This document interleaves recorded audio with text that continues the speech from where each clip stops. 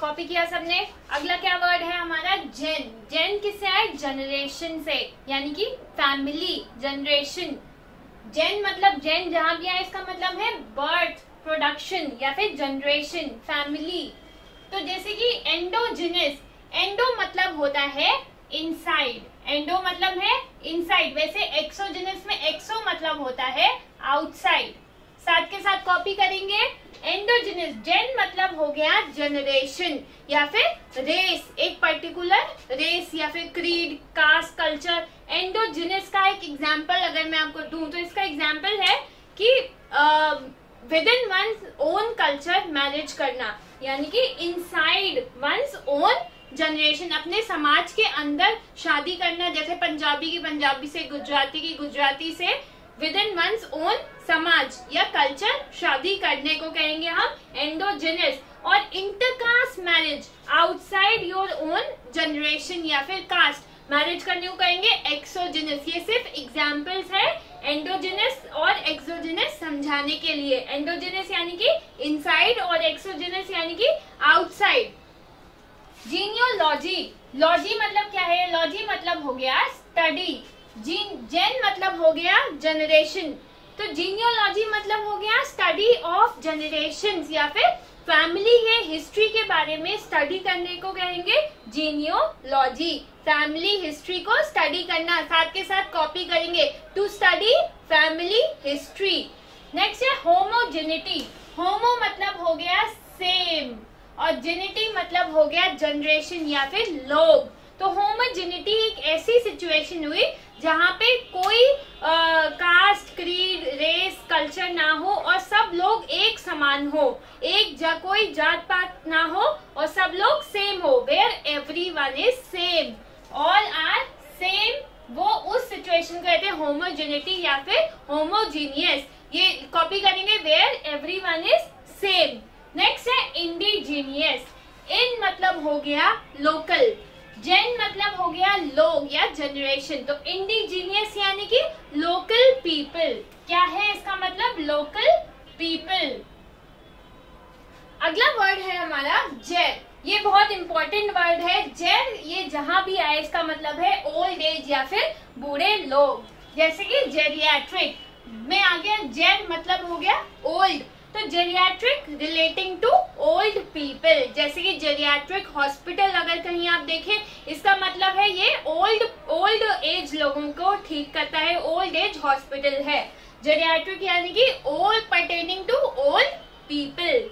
जेरेंटोक्रेसी, cracy मतलब बताया था आपको, क्रेसी मतलब होता है रूल यानी कि शासन। जेर मतलब हो गया ओल्ड, तो जेरेंटोक्रेसी क्या हो गया? शासन बाय ओल्ड पीपल, बूढ़े लोगों के द्वारा शासन किए जाने को कहते हैं जेरेंटोक्रेसी। नेक्स्ट है जेरेंटोलॉजी। लॉजी मतलब बताया स्टडी, लॉजी मतलब क्या है? लॉजी जहां भी आए इसका मतलब है स्टडी। तो जेरेंटोलॉजी, जेन मतलब हो गया ओल्ड, तो जेरेंटोलॉजी मतलब हो गया स्टडी ऑफ ओल्ड पीपल।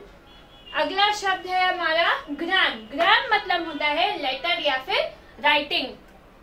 जैसे कि टेलीग्राम होता था, टेलीग्राम क्या हो? टेली मतलब होता है दूर, टेलीग्राम यानी कि दूर कहीं लेटर भेजना, उसे कहेंगे टेलीग्राम। और टेलीफोन होता था दूर कहीं किसी की आवाज को सुनना, टेली मतलब होता है दूर, ऐसे ग्राम मतलब हुआ लेटर। तो ये क्या क्या वर्ड्स फॉर्म होते हैं इसे? जैसे कि एनाग्राम, ग्राम मतलब हो गया लेटर, एना मतलब होता है न्यू, तो एनाग्राम यानी कि एनाग्राम एक ऐसी चीज होती है, एनाग्राम मतलब नए लेटर फॉर्म करना। फॉर एग्जाम्पल जैसे कि साउथ है, SOUTH। अब ये वर्ड्स यूज करके, ये लेटर्स यूज करके एक नया वर्ड फॉर्म करने को हम कहेंगे एनाग्राम। तो इसका एनाग्राम क्या हुआ? इसका एक एनाग्राम हुआ SHOUT, चिल्लाना। दक्षिण का एनाग्राम हुआ चिल्लाना। यही वर्ड्स को यूज करके मैंने एक नया वर्ड बना दिया, तो इस चीज को हम कहते हैं anagram, form new letter. Next है क्रिप्टोग्राम। ग्राम मतलब हो गया राइटिंग, क्रिप्टो मतलब बताया था, क्रिप्टो मतलब क्या है? हिडन। यानी कि हिडन लेटर, कुछ कोड में लिखना ताकि किसी और को समझना आ सके। क्रिप्टोग्राम यानी कि हिडन लेटर। अगला शब्द है हमारा ग्राफ। ग्राफ मतलब होता है राइटिंग या फिर रिकॉर्डिंग। तो ऑटोबायोग्राफी, ये वर्ड काफी बारी बताया है मैंने। ऑटो का मतलब है सेल्फ, खुद से। बायो यानी कि लाइफ, खुद की कहानी। ग्राफ यानी कि राइटिंग। तो ऑटोबायोग्राफी मतलब हो गया खुद की लाइफ की कहानी लिखना। खुद से खुद की लाइफ की कहानी लिखने को कहेंगे हम ऑटोबायोग्राफी। अगला है हमारा ऑटोग्राफ। ऑटो मतलब सेल्फ, ऑटोग्राफ क्या मतलब हो गया खुद लिखना। ग्राफ मतलब हो गया लिखना, राइटिंग। तो ऑटोग्राफ यानी कि खुद लिखना। बिब्लियोग्राफी, बिब्ली मतलब होता है बुक्स। तो बिब्लियोग्राफी ग्राफ मतलब हो गया राइटिंग। तो बिब्लियोग्राफी यानी कि list of books. List of books को कहते हैं हम बिब्लियोग्राफी। कैलीग्राफी, ये बहुत इंपॉर्टेंट वर्ड है, आपका मिसयूज इसमें आया है, वन वर्ड सब्स्टिट्यूशन में बहुत रिपीट हुआ है।